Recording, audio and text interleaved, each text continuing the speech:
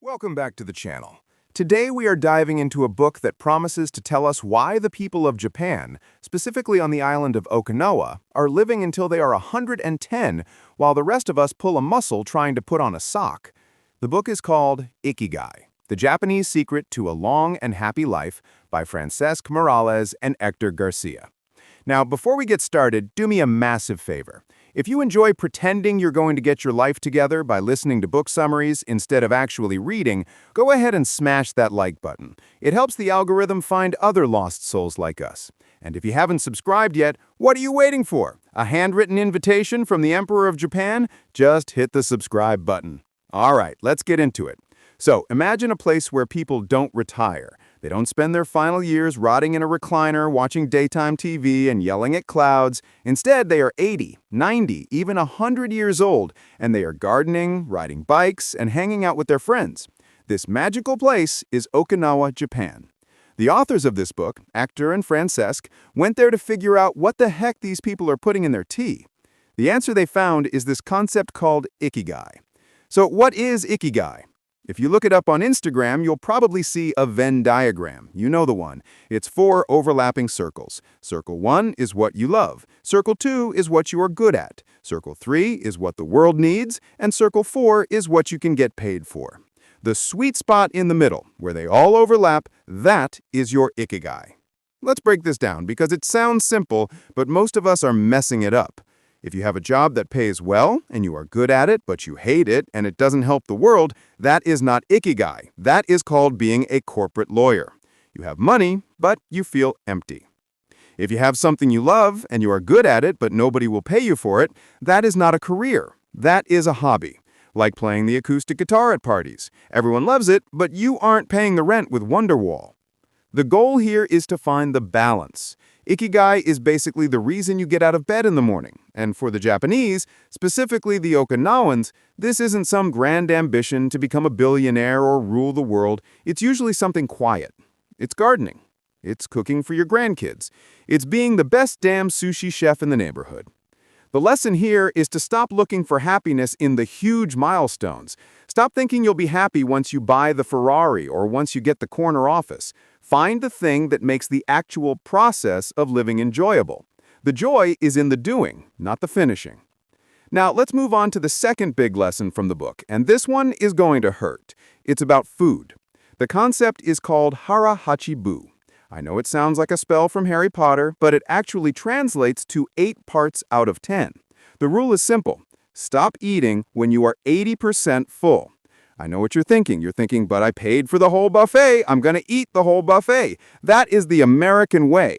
We eat until we unzip the top button of our jeans and hate ourselves. That is hitting 110% capacity. The Okinawans say no. They stop eating before they feel full.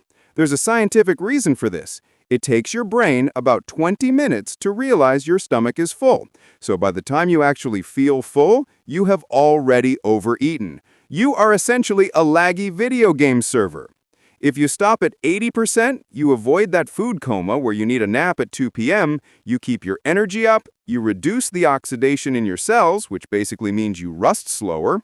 So the practical tip here is simple. Use smaller plates. Stop eating while you're watching Netflix, because if you are distracted, you will inhale an entire bag of chips without blinking. And for the love of everything holy, skip the dessert once in a while. I know, I sound like your mother, but your mother was right. Lesson number 3 is something called moai. No, not the giant stone heads on Easter Island. A moai in Okinawa is an informal social group. It's a group of people who share common interests and look out for each other. In the West, we have friends, but let's be honest, how many of your friends would actually lend you money if you were in a jam? How many of them would come over and help you fix your roof? In Okinawa, a moai is a lifelong commitment. Members pay a monthly contribution to the group, and that money is used for social dinners, games, or to help a member who is in financial trouble. It's like an insurance policy, but instead of dealing with a soulless corporation, you're dealing with your best buddies. The authors talk about how loneliness is as bad for your health as smoking a pack of cigarettes a day. And in our modern world, we are more connected than ever, but we are also lonelier than ever. We have 1,000 friends on Facebook, but nobody to call when we have a flat tire. The lesson here is to curate your circle. You don't need to be popular, you need a moai. You need a small group of ride or die friends who you see in person, not over Zoom, not in a group chat, in person. Go have a coffee. Go for a walk. Human connection is literally the fuel that keeps these 100-year-olds going. Now, let's talk about stress. The book points out that stress is the #1 killer of longevity. When you are stressed, your body produces cortisol. Cortisol is great if you are running away from a tiger. It is terrible if you are just sitting in traffic worrying about an email. The Okinawans live a low-stress life. But how? They don't live in a fantasy world. They have problems too, but they handle them differently. They have a distinct attitude towards life. One of the ways they manage this is through something called flow. You know that feeling when you are doing something you love, maybe it's coding or painting or playing a video game or even skiing, and you completely lose track of time? You look up and 3 hours have passed in what felt like 5 minutes? That is flow. When you are in a state of flow, you are completely immersed in the present moment. You aren't worrying about the future, you aren't regretting the past, you are just being. The happiest people spend a lot of time in flow. The problem is, most of us are spending our time in a state of distraction. We are trying to work, but we have Slack open and email open, and we're checking Twitter, and we're watching a YouTube video in the background. That is the opposite of flow. That is mental chaos. The author suggests that to achieve flow, you need to pick a task that is slightly difficult, but not impossible. If it's too easy, you get bored. If it's too hard, you get anxious. You need to find the Goldilocks zone. And you need to eliminate distractions. Turn off your phone notifications. I mean it. Turn them off. The world will not end if you don't see that meme for another hour. One funny comparison the book makes is about how we treat our leisure time. A lot of us think relaxing means sitting on the couch and passively consuming content. But passive consumption doesn't create flow. Flow happens when you are active. So instead of binge-watching 7 seasons of a show you don't even like, try doing something active. Build a model airplane. Write a terrible poem. Cook a complex meal. Your brain craves engagement, not just entertainment. Let's move on to movement. You might think that to live to be 100, you need to be a fitness freak. You're picturing these old Japanese people flipping giant tires and chugging protein shakes. Wrong! The Okinawans don't go to the gym. They don't run marathons. They don't do CrossFit. What they do is move naturally all day long. They garden, they walk everywhere, they sit on the floor, which means they have to stand up from the floor dozens of times a day. That is basically doing squats without realizing you are doing squats. They also do something called radio taiso. This is a morning exercise routine that has been broadcast on the radio in Japan since the 1920s. It's not intense. It's just raising your arms, touching your toes, swinging your hips. It's about waking up the joints. The lesson here is that our sedentary lifestyle is killing us. We sit in the car to go to work, to sit at a desk, to sit in the car to come home, and sit on the couch. We are professional sitters.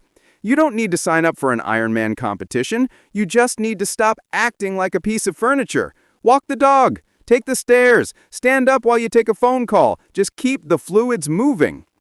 Next up, let's talk about diet again, but specifically what they eat. It's not just about how much they eat, but what. The Okinawan diet is famous for being rich in tofu, sweet potatoes, and fish. They eat a ton of vegetables, and they drink green tea like it's going out of style. They also consume a lot of antioxidants. One of the fruits they mention is shikusawa, which is this citrus fruit that packs a punch. Now, I'm not saying you need to move to Japan and only eat tofu. I know you love your cheeseburgers. I love cheeseburgers. But the principle is to eat a variety of foods and focus on plant-based stuff. The book calls it eating the rainbow. And no, that does not mean Skittles. It means peppers, carrots, spinach, eggplants. If your plate looks beige, you're doing it wrong. They also limit sugar. Okinawans eat a fraction of the sugar that the average Westerner eats. Sugar is basically the devil in this book. It accelerates aging. So maybe cut back on the soda. Drink some water. Your kidneys will send you a thank you card. Now, let's shift gears to the mindset. There are 2 Japanese concepts that are crucial here: wabi-sabi and anti-fragility. Wabi-sabi is the art of finding beauty in imperfection. In the West, we are obsessed with perfection. We want the perfect body, the perfect house, the perfect career. When things break or get old, we throw them away. In Japan, if a ceramic bowl breaks, they might fix it with gold lacquer. This is called kintsugi. They highlight the cracks instead of hiding them. The bowl is considered more beautiful because it has a history. It has survived something. Apply this to your life. You're going to get wrinkles. You're going to fail. You're going to have scars, both physical and emotional. Wabi Sabi says, embrace that stuff. It makes you interesting. A perfect life is a boring life. Then there's anti-fragility. This is a concept actually coined by Nassim Taleb, but fits perfectly with the Japanese mindset. If you are fragile, you break when you are hit, like a wine glass. If you are resilient, you withstand the hit and stay the same, like a rock. But if you are anti-fragile, you get stronger when you are hit, like a hydra. You cut off one head, two grow back. The Okinawans are anti-fragile. They face hardships, typhoons, wars, personal loss, and they don't just survive. They adapt and find new meaning. How do you become anti-fragile? By having options. By not putting all your eggs in one basket. In your career, don't rely on a single paycheck. Have a side hustle. Learn a new skill. In your social life, don't rely on one person for all your happiness. Taking small risks makes you stronger. If you live your life wrapped in bubble wrap, the first time you fall, you're going to shatter. Now, a huge part of the book is about the concept of retirement.